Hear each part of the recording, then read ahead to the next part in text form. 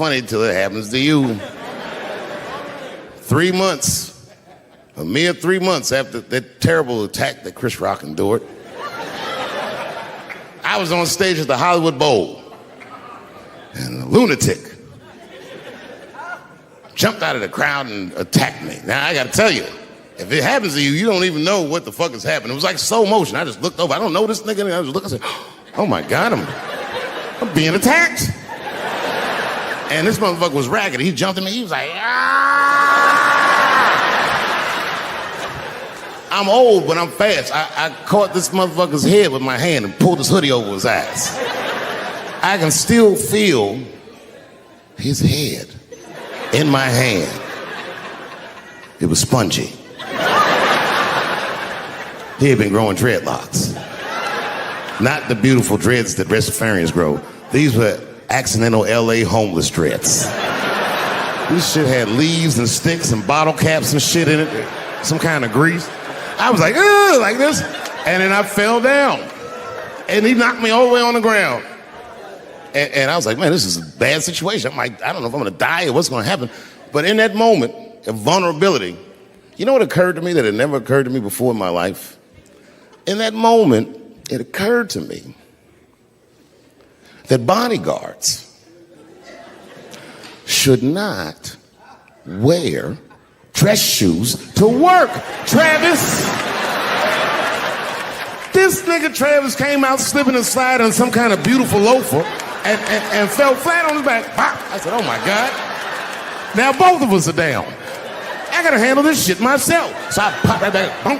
And then the kid that knocked me down, he popped up, boom, and we looked at each other and realized at the same time, I was bigger than him. And that motherfucker took off running. And I started to chase him, and I said, fuck him. I picked the microphone up. I said, I'm gonna finish this show now. That's right.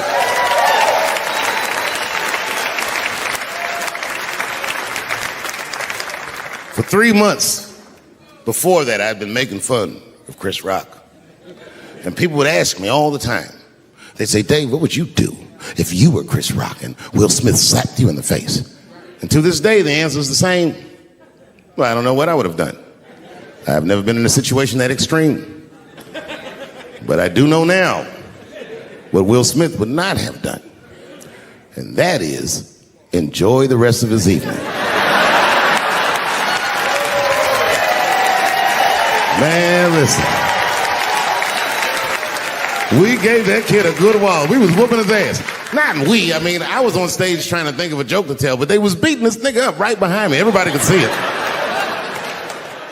Everybody could see it. And I'm sitting up there trying to think of what to say. And I'm tongue-tied. Me, of all people, can't think of anything to say. Look at my karma. Just that moment. Of all the people in the world, Chris Rock walks from backstage, walks up to me in front of 20,000 people, grabs the mic out of my hands and looks at the crowd and goes, was that Will Smith? Man, motherfuckers fell out of their chairs laughing. I was standing there looking stupid. I was fucking furious because I'm thinking in my mind, nigga, this is my attack. You got attacked 3 months ago. Now you have jokes. So I snatched the mic back from Chris and tried to get one off, but my shit did not go good at all. I didn't know what to say. I was just like, it was a trans man. And the crowd was like, boo. It's LA, we like trans people, boo. I know, I felt so bad. I felt so bad. But I know why I did it. You'd have to be there to understand, but man, when that guy tackled me, it was like it's like a movie or something. You gotta picture this. Picture a famous person you like. Every famous person you could imagine was at that show. It was like the biggest night that Hollywood had ever seen. And when that guy tackled me, he cleared the bleachers. I had to watch the tape afterwards to know this happened, but as soon as he tackled me, Jamie Foxx was the first motherfucker that jumped out of the crowd. He was wearing a white cowboy hat like he knew this shit was gonna happen to him. Never seen this nigga in a cowboy hat before. And Jamie started chasing that motherfucker around like any given Sunday.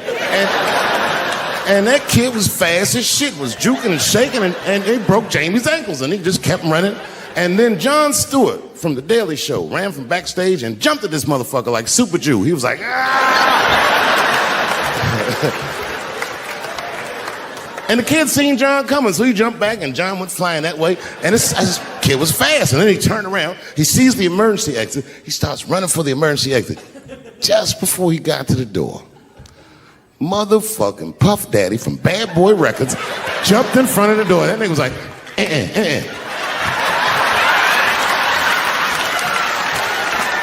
Boy, Puffy got that motherfucker. And then every celebrity just ran out because every celebrity saw themselves in me, and they just started beating the fuck out of that kid. And I know Chris was backstage looking like, nobody helped me.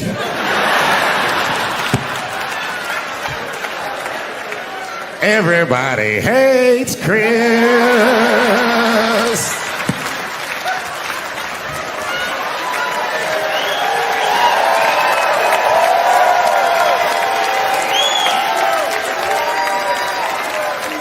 You read, but the kid, while we was beating on him, reached in his waistband, pulled out a .22 caliber pistol. That shit was mayhem.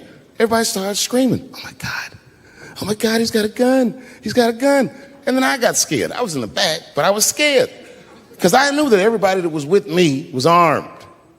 Yes, if they had shot and killed this kid on stage at the Hollywood Bowl, like I pay you to do, Travis,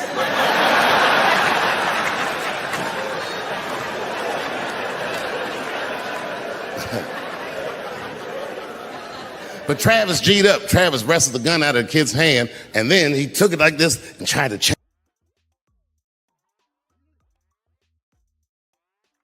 You like that, don't you?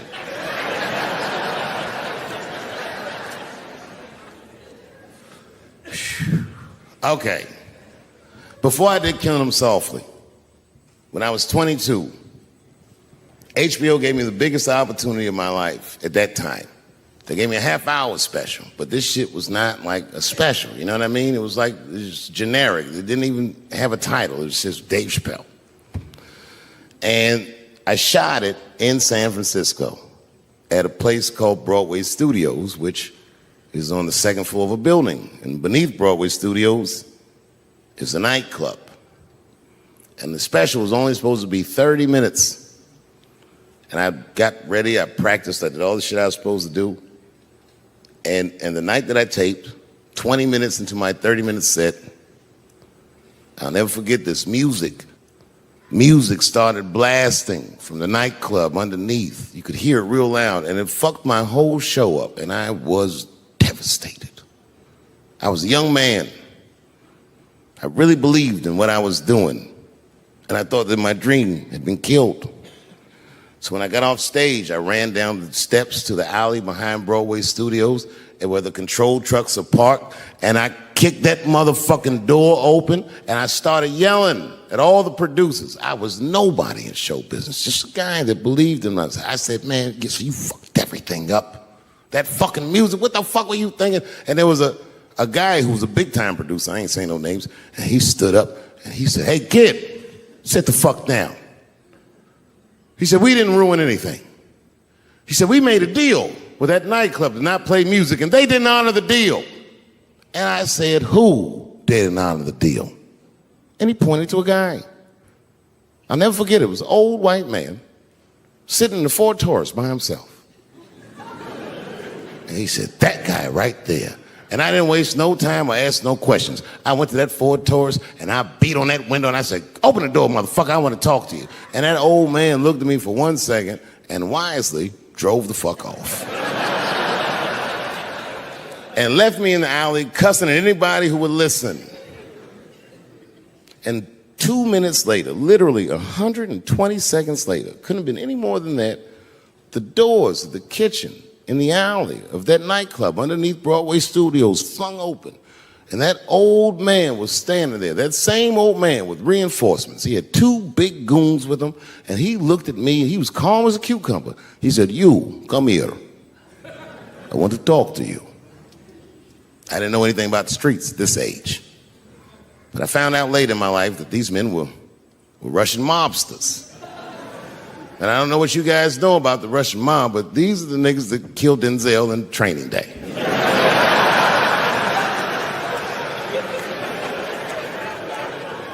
And all the producers knew what I was up against. They said, Dave, do not go in there. And I said, fuck y'all. And I walked right into that kitchen, and they closed the doors behind me, and it got dark as fuck in there. And I knew, I'm not dumb, I knew I was in a bad situation. But you have to understand, I believed in what I was doing, and I didn't give a fuck. I just kept cussing at these motherfuckers, telling them how they ruined my life. And that old man couldn't believe that I was talking all this shit. And as soon as I took a breath, he stopped me gently. He said, hey, kid, listen. Your friends lied to you. He said, we made a deal, but your friends never paid me. And when he said that, I realized I was locked in a kitchen.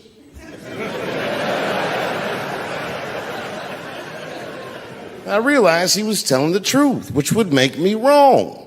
And the very moment that I realized I was wrong, for the first time, I was afraid. You see, it's a funny thing if you believe you're absolutely right. You can get drunk off the feeling of how right you are. That's why gay people are so mean.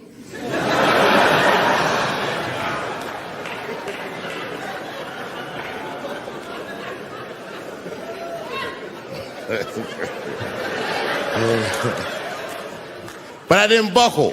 You guys would have been very proud of me. I was scared, but I didn't buckle. I said, well then, sir, I owe you an apology.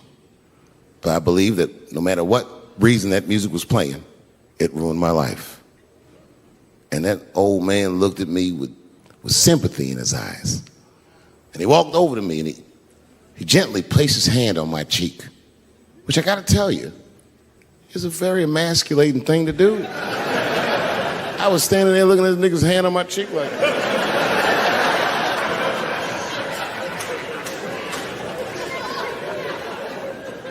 and he said, on my cheek, real soft.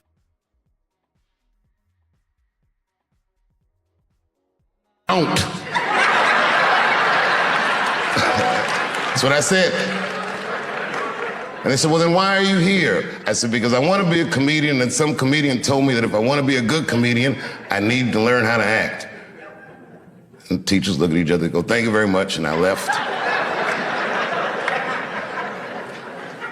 And I was walking down the hallway, kicking rocks.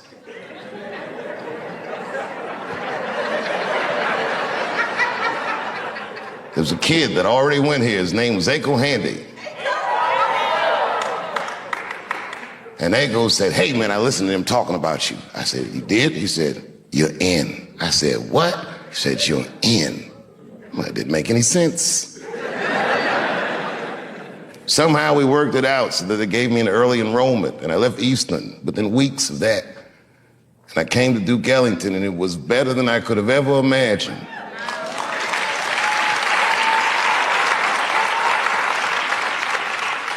I didn't have the suspicion that most new kids get. I was an oddity, a new toy. I was quirky. I wasn't a snappy dresser. I didn't really know what the fuck was going on because the crack epidemic itself was new to me, and they were all refugees from their neighborhood schools.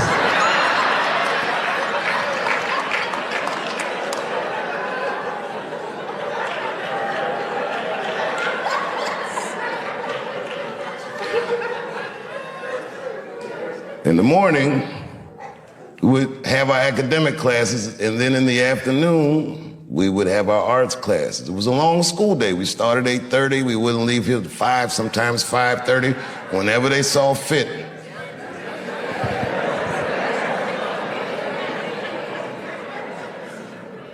It's funny walking in here tonight because I saw the pride flags up. And I remember when I came here all those years ago, it's the first time I'd ever met a kid who was just like gay. And was never strange to us. Their sexuality or their gender identity was the least remarkable thing about a person that could dance as well as Roger Bellamy or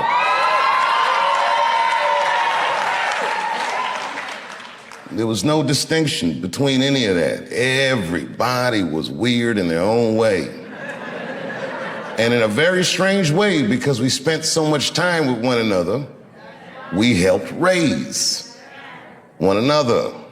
There's a camaraderie between these students that I don't know that I've seen since I left this school. I can remember, and I won't say names, there was a student that went here that used to sell drugs. It wasn't just a student, but this particular guy.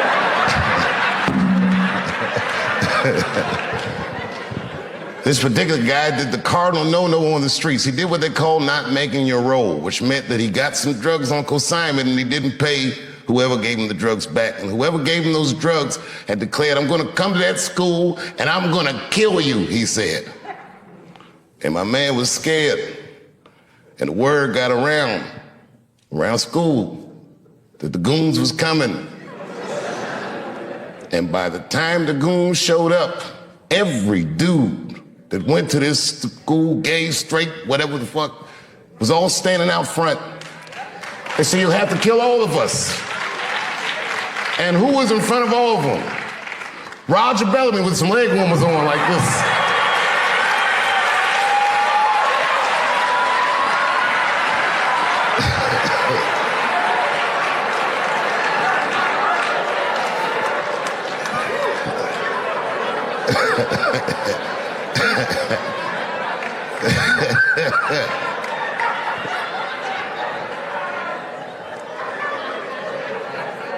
I started making friends that are still my friends to this very day, lifelong friends. As I get older, I appreciate my teachers more and more. But to tell you the truth, I appreciated them then. Teacher salary is, not necessarily what it should be.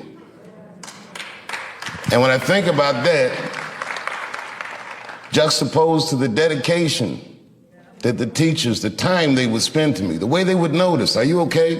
Is everything all right? You look sad today. Any little thing, like a family member would. And they fostered an environment of almost absolute trust, like your parents. There's 2 lectures that I got at school that changed the way I do comedy, that turned a light switch on. It was 2 teachers. Donald Lease. Donald Lease, may he rest in peace. Maybe one of the single best educators that I've ever met in my life. He had a demeanor about himself that demanded excellence from his students. He would tell us incredible stories that I didn't believe. He claimed in one class, the song Killing Them Softly was about him. I was like, nah, nigga, not you. He told me he knew Donny Hathaway and Roberta Flack and all these people, these DC legends. He's a humble man, but he really demanded excellence. And he gave us a lecture once on a concept called polarization. Polarization meaning the idea that if you can make everybody look at the same thing at the same time, that their rational mind will decrease and their emotional response will increase. He said that's how audiences work. That's how mobs work. That's how you make a person lose themselves in the crowd. I got it. As he was saying this, he would hold a staple in his hand. It was a good lecture. He said, everyone focus on the staple. And then he would explain to us what polarization is as we're all looking at the staple. And then he'd scream, ha! And everyone would jump, oh. And he said, what you scared of? Oh, shit, that works. And ever since he did that lecture, I listened in his class intently. He was one of the only guys that I would always get straight A's from because I worked very hard, not to get his approval, but to avoid his disapproval. When we were coming up, they had a thing called juries. I don't know, do they still do juries? Juries is when all the department heads give you a piece to work on and they sit there and they make you perform the piece, and the criticism is brutal. We were kids. We didn't understand that they were preparing us for a hard world ahead. If you wanted a profession in art, they would tear us to shreds. The stress of a jury, and man, I never practiced. Because I didn't want to act. At an improv class, a teacher named Geraldine Gilstrap told me that I should stop doing funny pieces, that I should try to stretch myself artistically, that maybe I had more in me than comedy. And at the time, I took offense to that. So because she said that, after school that very night, I went to the comedy club. For the first time, I signed the list, and I waited, and I got on, and I killed it. Killed it. Must have been 35 years ago, night after night. I killed it. I'd show up with a bag of tricks that I learned at school, and I would dominate adults on a regular basis. Couldn't wait to get out of D.C. When I was 17, I moved to New York and lit that comedy scene up. I was obviously talented. You'll hear stories about people saying that I discovered Dave Chappelle. It's like saying you discovered sunshine. I was shining on everybody.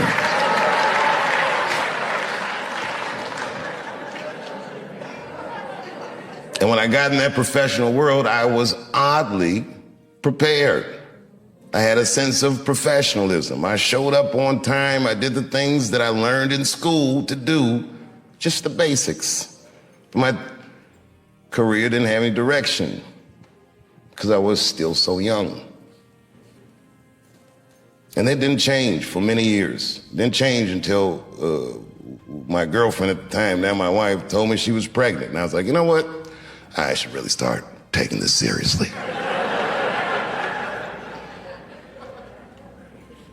When she told me that, before the baby was born, I had done my first HBO special, and then I went to work on a sketch comedy show idea I had, and Chappelle Show came out.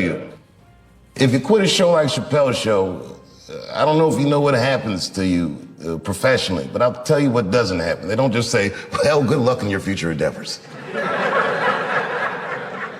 With that media, they beat me up. With their power, they tried to make me behave. It takes a strong person to stand out in the cold like that. And I swear to God, so much of the strength I got to do that, the inner warmth I got to do that, I learned in this school and from my friends who helped raise me.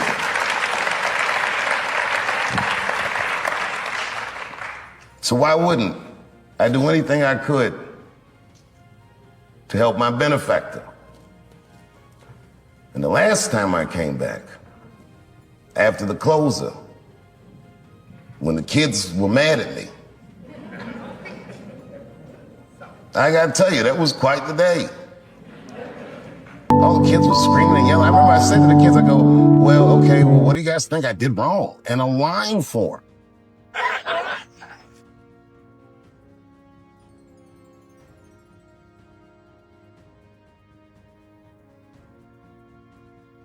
These kids said everything about gender and this, and that, and the other, but they didn't say anything about art.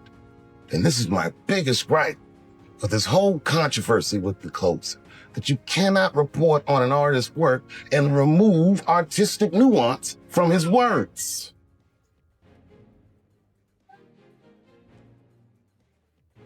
It would be like if you were reading a newspaper and they say, man shot in the face by a 6-foot rabbit, expected to survive. You'd be like, oh my God. And they never tell you it's a Bugs Bunny cartoon.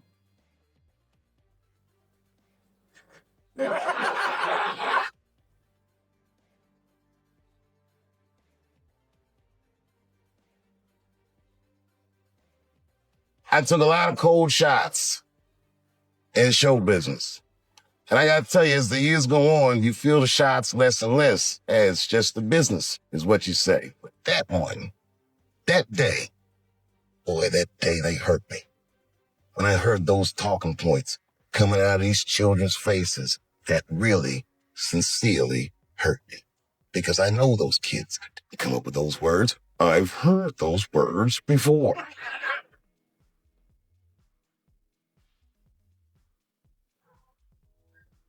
The more you say I can't say something, the more urgent it is for me to say it. And it has nothing to do with what you're saying I can't say. It has everything to do with my right, my freedom of artistic expression that is valuable to me, that is not separate from me. It's worth protecting for me, and it's worth protecting for everyone else in the building in our lonely professions. Because these kids didn't understand that they were instruments of oppression. The kids were fighting by petting them. They don't know, but made it mad. And I understand.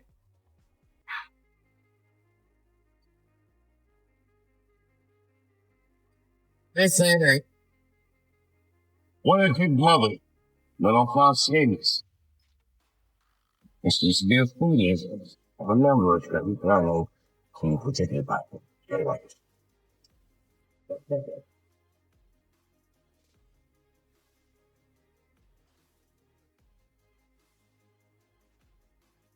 She was in the literary media arts department.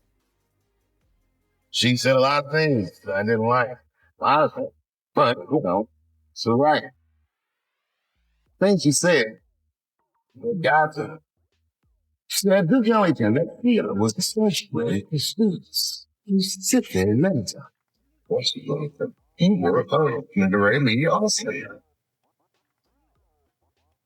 No, he didn't meditate in me. He got to work. Okay, say, she said.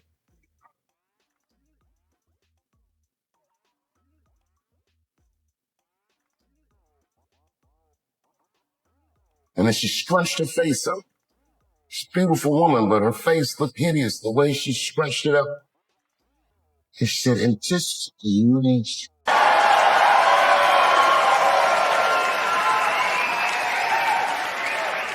I only got two. All right, the first impression's kind of dumb, but I like it. This is my impression. You ready? This is my impression of the founding fathers of America when the Constitution was being written. You ready? Here it goes. Hurry up and finish that Constitution, nigger. I'm trying to get some sleep.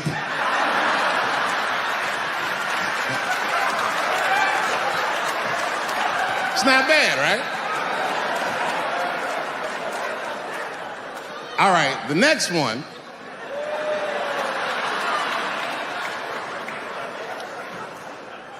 The next one's a little harder. I want to see if you can guess who it is I'm doing an impression of. All right, let me get into character. You got to guess who it is, though. Okay, here it goes. Hey, if you do anything wrong in your life, and I find out about it, I'm going to try to take everything away from you. And I don't care when I find out. Could be today, tomorrow, 15, 20 years from now. If I find out, you're fucking finished. Who's that? That's you. That's what the audience sounds like to me.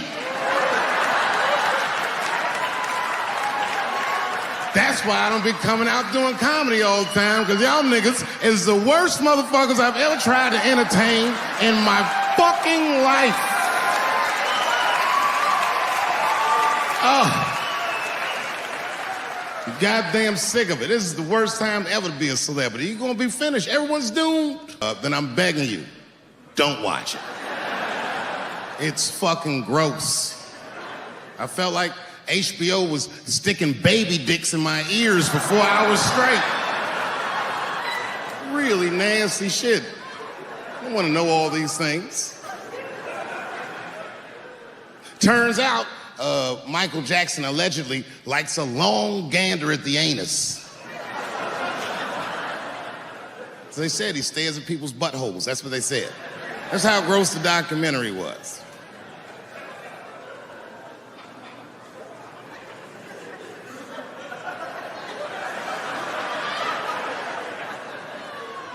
I'm gonna say something that I'm not allowed to say.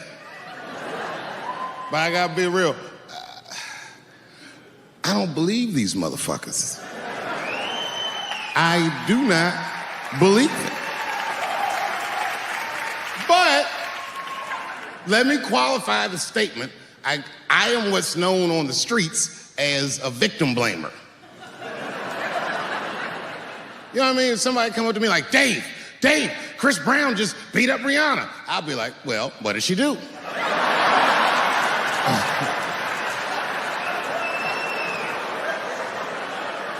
Dave, Michael Jackson was molesting children. Well, what were those kids wearing at the time?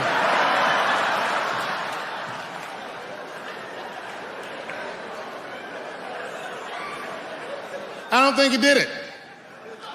But you know what? Even if he did do it, you know what I mean?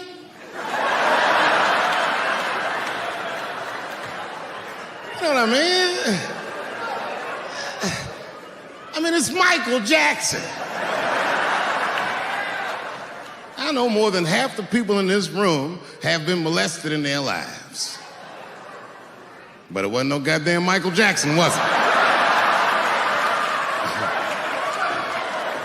This kid got his dick sucked by the king of pop. All we get is awkward Thanksgivings for the rest of our lives.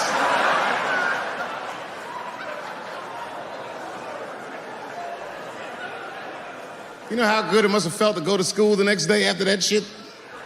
Hey, Billy, how was the weekend? How was my weekend? Michael Jackson sucked my dick. And that was my first sexual experience. If I'm starting here, then sky's the limit.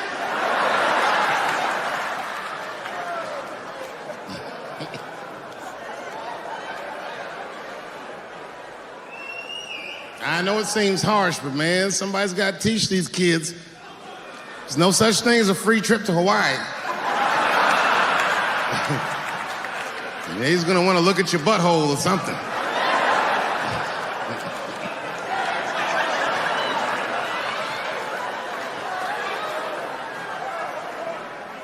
You know why I don't believe it? You know why I don't believe it? Because if Michael Jackson's out here doing all this molesting, then why not Macaulay Culkin? Macaulay Culkin said in an interview that Michael Jackson never did anything inappropriate with him or even around him. Think about that shit. You know, I'm not a pedophile. But if I was, Macaulay Culkin's the first kid I'm fucking, I'll tell you that right now.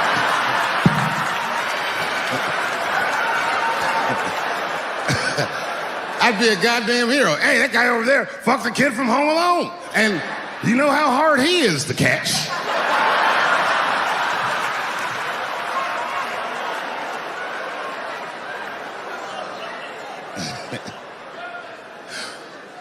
My mind's telling me no.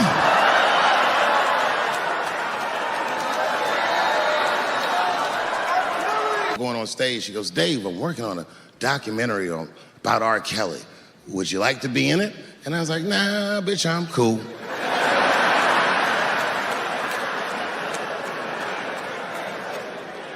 I went on stage, I just forgot about the shit. And then 2 years later, the documentary comes out, Surviving R. Kelly. And when it comes out, Dream's promoting the shit, and she keeps bringing me up. She said, I asked Dave Chappelle to be in my documentary, and he said it was too hot for TV. Bitch, I did not say that. It does not even sound like how I talk. Oh, that's too hot for TV? I would never say that shit.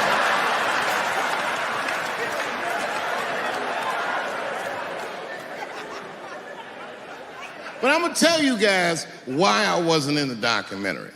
There's a very simple reason, and I cannot stress this point enough. The only reason that I didn't do it was because, and it's very important, I don't know this nigga at all. I don't know anything. I don't know anything that they don't tell me about. I don't hang out with this nigga, nothing. So what the fuck do I gotta be in the documentary for? This guy, R. Kelly, got another sex tape out now. Can't believe that shit. This guy makes more sex tapes than he does music. He's like the DJ Khaled of sex tapes. Another one. Like, damn, it's a lot of tapes. The new one's so bad that they didn't even show it. I've never seen anything like this. The prosecutor in Chicago came out in a press conference and read to the media a transcript of a sex tape. Have you ever heard of such thing? This nigga read the sex tape. And it was so bad that R. Kelly sounded guilty in the transcripts. It's fucking amazing. 16 times the girl's age was mentioned. Isn't that crazy? This motherfucker is an idiot. He was fucking her like, yeah, this is the best 14-year-old pussy I've ever had in my life. And she was like, you like this 14-year-old pussy? He's like, oh yeah, I love this 14. I'm like, man, you need to shut the fuck up. You gotta give your lawyer something to work with. You're supposed to be on the tape like, this is the best 36-year-old pussy I've ever had in my life.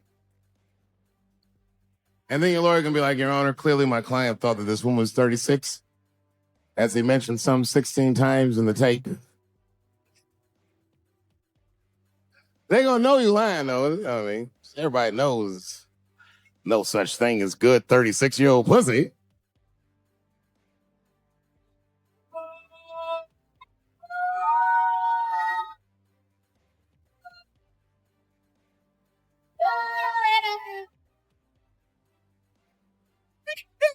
Doesn't matter what I say. And if you at home watching this shit on Netflix, remember, bitch, you clicked on my face.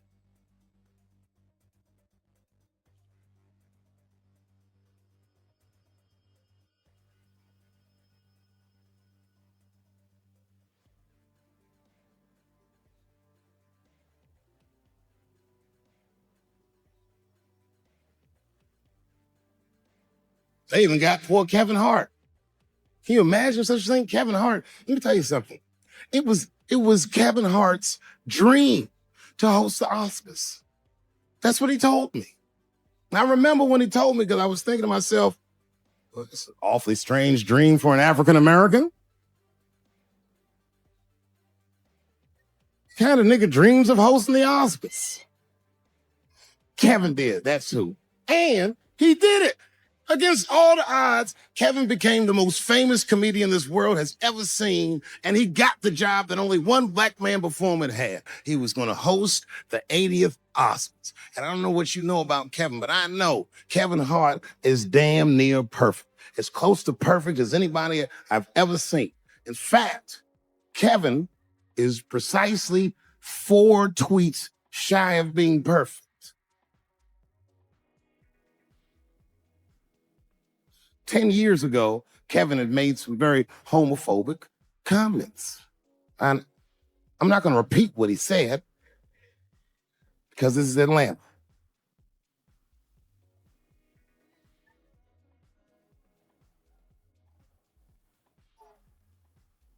You know what I mean. I'm sure there's a lot of gay men here tonight with their wives.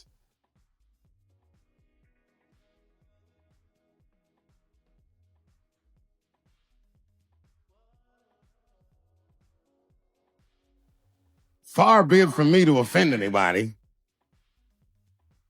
All right, I'll tell you what he said. But just remember, these were not my words. These were Kevin's words. It was a long time ago. And I'm paraphrasing because I'm not good at telling other people's jokes. Okay, Kevin said that if his little son was demonstrating or exhibiting homosexual behavior around the house, that he'd chastise him. He'd say, hey, that's gay. And he'd say, smash a dollhouse over that child's head.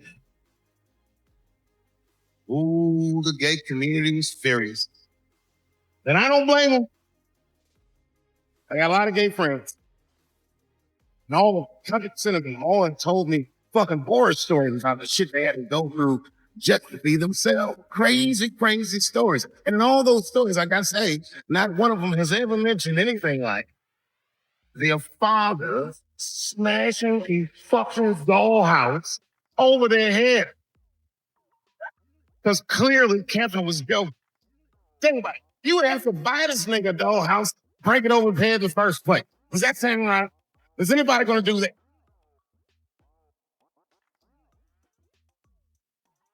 Gay community was upset, and then put so much pressure on the Academy of Voting People and Science that they went to Academy and said, if you don't apologize to that community, you does not host these houses. And they kept saying, he fucking eyes. And then he went on every talk show in America and apologized in 6 weeks.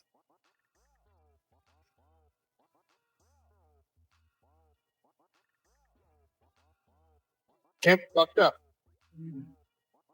I understand the mistake he made because I've made the same mistake early in my career, many years ago, 15 years ago. That's when I was doing scholarship. There's the thing is like,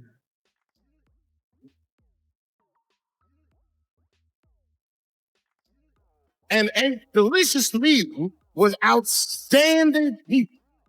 That man with that job hung himself in a luxury suite in France. They say 2000 party over, oops, out of time. So tonight I'm gonna party like it's 1999.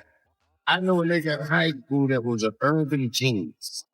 This motherfucker's grades are so good. He got all the way from the hood to an Ivy League school with a full scholarship. There, motherfucker got this dumped in one of the best law schools in the country. And when he was in law school, he met a woman, fell in love. Gonna get back. Man, save that bitch for later in your life.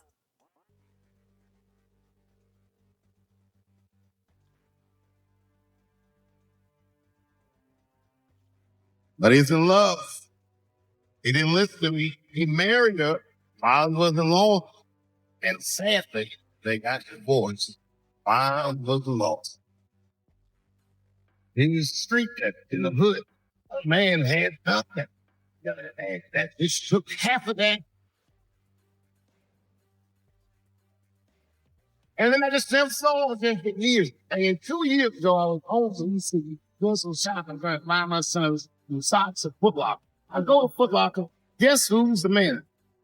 That man. Dressed like a referee, the whole shit.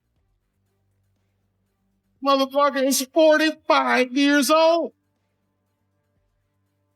We went out drinking that night, just trying to get up. And he said he's been with this month for like 10 years, trying to get Michael on his feet. But that's not the point of the story. The point of the story is never curse this nigga Joseph.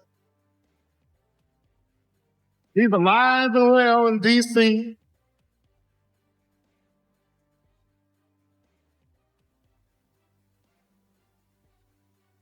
I even suggested to him that he should try out. Like, I don't know, man.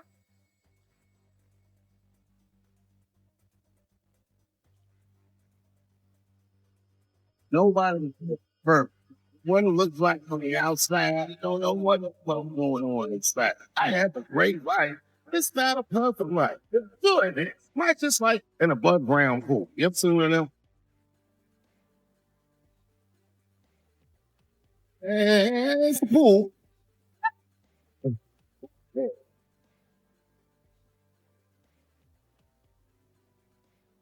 So in that spirit, tonight, I thought I'd stop